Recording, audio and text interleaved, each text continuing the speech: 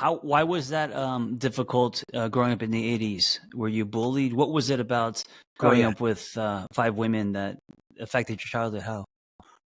So, I didn't walk into a room with a male perspective. I didn't walk into a locker room with a male perspective. And so when people were talking and doing things, I was kind of like, why? And so I didn't relate. I couldn't relate. Yeah. And so I assimilated by faking it. But by and large, there was a whole lot of bullying that happened. And until finally one day, and I think this is kind of what happens to all of us who experience anything like that, I grew a side of myself that was ultra masculine. Right. My wife swing the other way. Yeah, my wife calls him Mitch, and it's this part of me that he's really good in a bar fight. And he would drop the gloves often, and my clients who hear these stories are like, "Really, you?" And I'm like, "Yeah, this part of me came up and said, enough.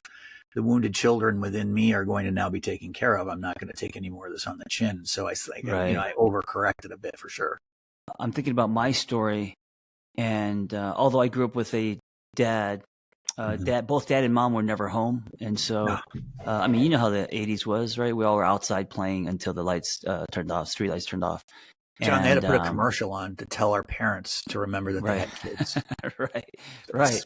They did. And so I just gravitated toward other men, other male role models. Dad was not someone who gave me a lot of emotional milk. Never taught me how to throw a ball. Never took me fishing.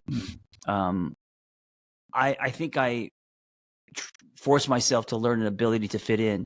So whether it was spinning on my back or BMX bikes or awling over a trash can, I always had some kind of ability because I got obsessed with a lot of physical stuff.